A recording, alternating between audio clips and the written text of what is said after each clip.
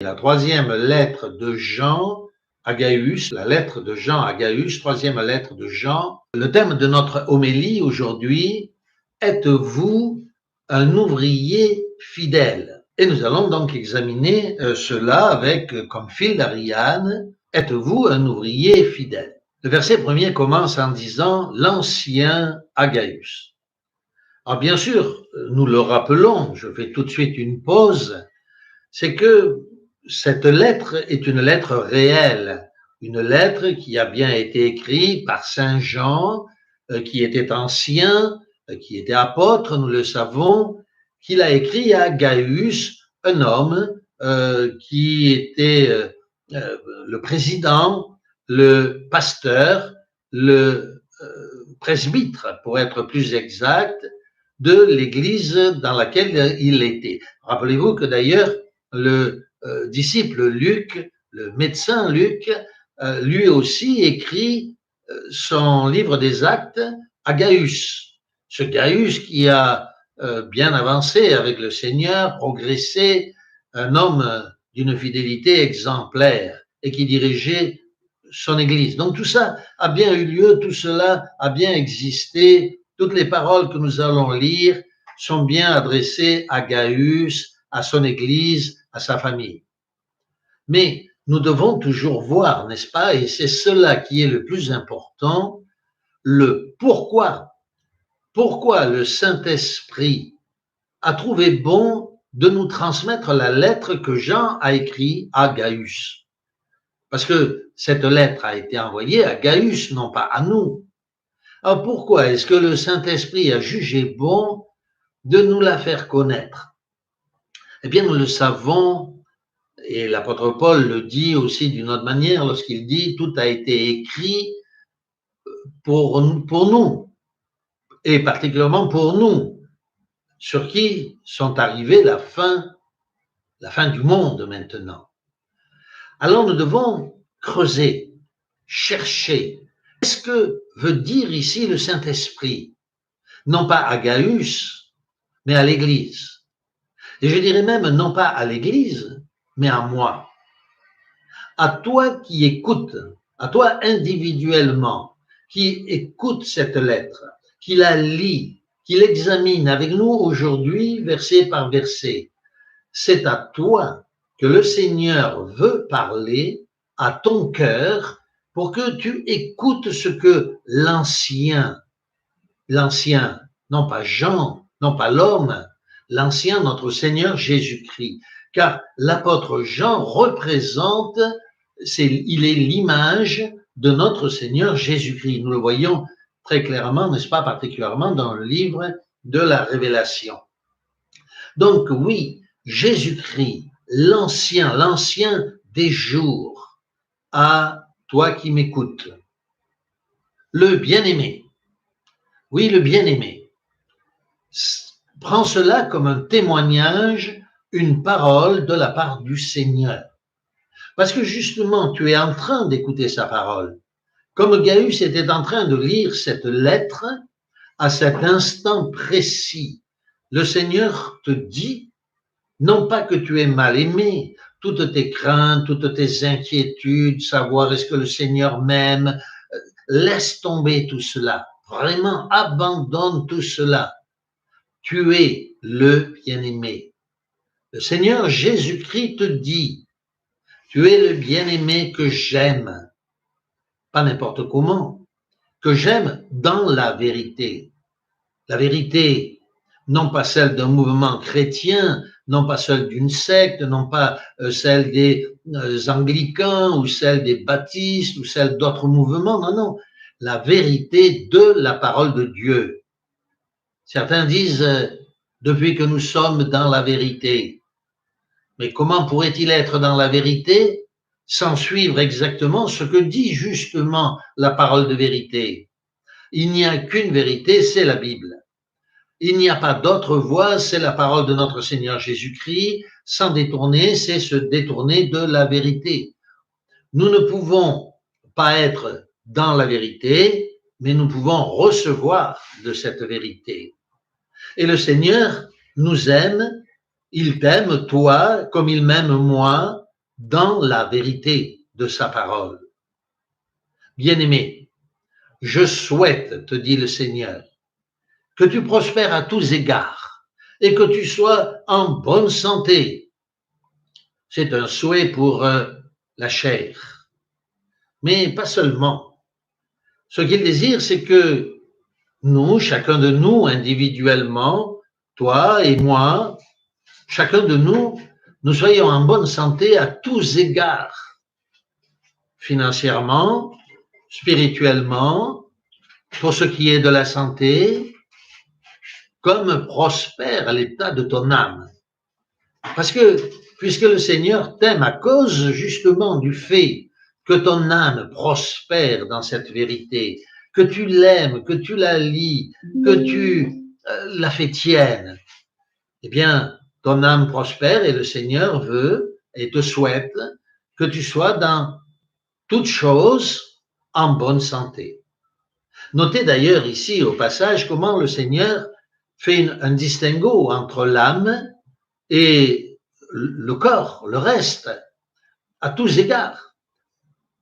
Toi, mais aussi ton âme, non pas ton âme tout entière, mais toi tout entier, y compris ton âme. Et le Seigneur nous dit, j'étais fort réjoui. Lorsque des frères sont arrivés et ont rendu témoignage de la vérité qui est en toi, de la manière dont tu marches dans la vérité. Je n'ai pas de plus grande joie que d'apprendre que mes enfants marchent dans la vérité. Y a-t-il des frères qui ont parlé avec notre Seigneur Jésus-Christ, avec l'Ancien, et qui lui ont dit combien tu marchais dans la vérité, qui ont rendu témoignage de toi? Oui, bien sûr, assurément. Chaque fois que les frères et les sœurs prient pour toi, chaque fois en réalité, ils disent au Seigneur combien tu marches dans cette vérité. Ils rendent témoignage de toi. Ils sont heureux eux-mêmes de la manière dont tu marches dans la vérité. Et en conséquence, le Seigneur lui aussi se réjouit. L'Ancien des jours ne se réjouit que de ses enfants qui marchent dans la vérité. Quel bonheur, quelle joie. Il nous dit au verset 4, rappelez-vous, je n'ai pas de plus grande joie. Je n'ai pas de plus grande joie, te dit le Seigneur, que d'apprendre, après chaque prière, par chaque prière, que tu marches dans la vérité. Ne sois pas triste, n'aie pas de doute, le Seigneur t'aime. Je t'aime, te dit le Seigneur à travers cette lettre. Je t'aime de tout mon cœur parce que tu marches dans la vérité. Et je n'ai pas de plus grande joie que toi. Bien-aimé, et à nouveau, il réutilise cette expression. Rappelez-vous qu'il a écrit au verset 1er, bien-aimé, Agaius le bien-aimé. Au verset 5, il dit encore bien-aimé. Rappelez-vous comment Saint Jean lui-même disait, moi je suis celui que le Seigneur aime. Alors nous savons que le Seigneur aimait, bien entendu, tous les autres apôtres de la même manière, mais Jean ne cessait de répéter, je suis celui que le Seigneur aime. Il se voulait aimer du Seigneur. Et je vous le dis clairement, moi aussi, moi, pauvre pécheur que je suis, je reconnais combien je suis pécheur. Moi qui vous enseigne de venir au Seigneur, à notre Seigneur Jésus-Christ. Je le reconnais, mais je le dis aussi. Je suis celui que le Seigneur aime. Croyez-le ou pas, malgré tous mes péchés, je suis celui que le Seigneur aime. Il m'aime d'un amour tendre. Il m'a aimé toute ma vie. Toute ma vie, il m'a protégé. Toute ma vie, il m'a fait du bien. Il a marché en avant de moi. Je pouvais voir ses traces dans le sable. Souvent, quand je marchais dans le sable, je voyais que il y avait deux traces de pas, les miennes et celles du Seigneur. Parfois, c'est vrai, j'ai eu des doutes et ne voyant qu'une seule trace de pas sur le sable, je me suis tourné vers le Seigneur et je lui ai dit, Seigneur, où étais-tu à ce moment-là? Pourquoi n'étais-tu pas là? Il n'y a qu'une seule trace de pas. Et le Seigneur s'est retourné vers moi et m'a dit, tu te trompes, mon enfant. Quand tu vois qu'une seule trace de pas, c'est parce que je te portais. Alors, avons-nous cette foi que le Seigneur est toujours avec nous, que nous sommes ses bien-aimés, que tu es son bien-aimé? Oui, le verset 5 nous dit, parce que tu agis fidèlement dans ce que tu fais. Dans ce que tu fais, dans tout ce que tu fais pour les frères et même pour les frères étrangers. Oui, c'est cela que le Seigneur aime en toi. Non pas seulement ce que tu fais lorsque tu fais la vaisselle ou que tu t'occupes d'une chose ou d'une autre. Non, non. Lorsque tu t'occupes des frères et même des frères étrangers, parce que tu veux leur annoncer la parole du Seigneur, tu veux les aider, tu veux les redresser leurs pas lorsque ils ont pris de mauvais chemins.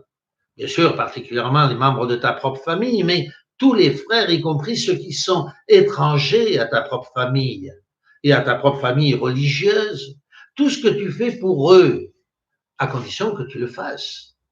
Ta présence au culte, tes prières pour eux, tes encouragements pour eux. Chaque fois que tu vas voir un malade, un frère malade, ou quelqu'un qui est emprisonné à cause de sa foi, lorsque tu écris ou que tu téléphones à un frère qui a besoin de tes encouragements, de ta bénédiction, oui, c'est cela, agir fidèlement. Si tu fais cela, alors tu es Gaius et tu es le bien-aimé du Seigneur. D'ailleurs, il continue dans ce même verset, le 6, rappelez-vous, il est dit, lesquels ont rendu témoignage. C'est pour ça qu'ils ont prié pour toi. Ils ont rendu témoignage, non pas seulement de ton amour, mais de ta charité. La charité, c'est un amour, mais en grec, le mot caritas, c'est le mot d'un amour qui est en action. Donner de l'argent à ceux qui en ont besoin, visiter les malades, s'occuper des affligés, encourager les frères et sœurs. C'est cela la charité. Et ces frères qui prient rendent témoignage de ta charité et notez bien en présence de l'Assemblée, manifestant ici à combien il est important de ne jamais manquer le rassemblement avec nos frères. Oui, l'Église, ce ne sont pas les murs seulement. Aujourd'hui, par extension, on a parlé des murs de l'Église. On appelle l'Église le mur. Mais l'Église, c'est l'Assemblée. Qu'elle soit sur Internet où il n'y a pas de mur, il y a une Église et les frères de l'Assemblée, n'abandonnez pas vos assemblées, rappelez-vous, en présence de l'Assemblée, rendent témoignage de toi par leur prière. Et donc, tu feras bien de pouvoir à leur voyage. Nous sommes que des gens de passage sur cette terre. Nous sommes tous en voyage et nous attendons d'arriver à notre destination finale. Alors, oui, n'hésite pas, toi qui m'écoutes, toi qui écoutes notre Seigneur Jésus-Christ, à t'occuper de pouvoir aux besoins et de le dire en présence de toute l'assemblée des frères et sœurs pendant leur pérégrination sur la terre. Car c'est pour le nom, nous dit le verset 7, de Jésus-Christ qu'ils sont partis. Faisons-le donc d'une manière digne de Dieu. Oui, tous, nous ne recevons plus rien des païens, nous ne voulons plus rien de ce monde. Nous aspirons à ce royaume à venir. Alors, comme le dit le verset 1, le verset 8, nous devons donc accueillir de tels hommes, les accueillir chez nous, les accueillir par nos prières, les accueillir par notre manière de faire, afin d'être ouvriers avec eux pour la vérité. Notez que le texte continue en disant que Diotrephe, lui, verset 9, s'oppose à tout cela. Que l'apôtre Jean même, vous imaginez, l'apôtre Jean lui a écrit mais il s'oppose. Eh bien, l'ancien des jours, notre Seigneur Jésus-Christ a écrit à ses pasteurs, à ses prêtres, à ces Diotrephes qui se croient supérieurs dans l'Église. Et ceux-ci s'opposent pourtant à sa parole. Ils sont divisés en tellement de groupes de méchanceté, croyant servir le Seigneur et divisant l'Église du Seigneur. Au lieu de prendre soin des frères selon la vérité de la parole de Dieu, ils s'opposent à l'enseignement que leur a écrit notre Seigneur Jésus-Christ. Ils s'opposent à tout cela. Ce sont des Diotrephes. Mais lorsqu'il reviendra, alors il rappellera les actes que ces pasteurs, que cette classe de Diotrephes a commis. Ils seront rejetés, définitivement repris. Comme il est dit au verset 10, n'est-ce pas? Il tient contre nous, y compris contre l'Écriture, des propos méchants. Et non content de cela, il ne reçoit pas les frères, mais il empêche et chasse les frères de l'assemblée de notre Seigneur Jésus-Christ. Les versets suivants nous rappellent en disant « N'imite pas le mal ». Laissons ceux qui veulent faire le mal toujours aller plus loin dans le mal. Ne les imitons pas. Imitons le bien et ressemblons à Démétrios. Nous ne savons rien de Démétrios. Nous ne savons pas grand-chose, sinon que c'était un nom très commun à l'époque. Nous rappelons que le monde était dominé par les Grecs, que tous les évangiles ont été écrits en grec, que la parole de Dieu a été, l'alliance même a été retirée du peuple juif, ainsi que même la langue juive, pour être remise non plus aux Juifs, mais au peuple grec. Et c'est pour ça que tout le Nouveau Testament a été écrit en grec. C'est aussi d'ailleurs pour ça que la langue latine et ces églises romaines qui se prétendent descendantes directes des apôtres ne le sont pas. Parce que l'église originelle était d'origine grecque, la langue était grecque, les écrits du Nouveau Testament sont tous écrits en grec et que les noms, bien sûr, étaient grecs, tous ces noms utilisés dans le Nouveau Testament, et donc y compris Démétrios, un nom grec très connu pour l'époque.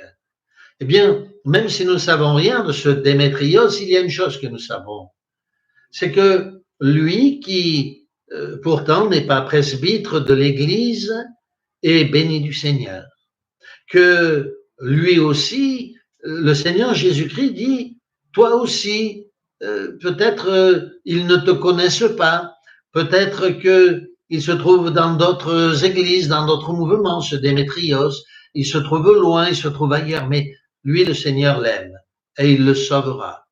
Prions pour lui, prions pour eux et prions pour nous. Le verset 14 va conclure en disant « J'espère », nous dit Saint Jean.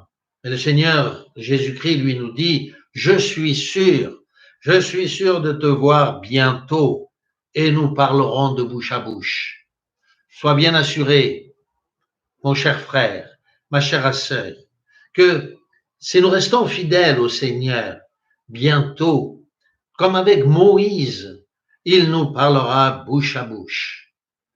Et c'est pourquoi le Seigneur nous dit à chacun d'entre nous, que la paix soit avec toi.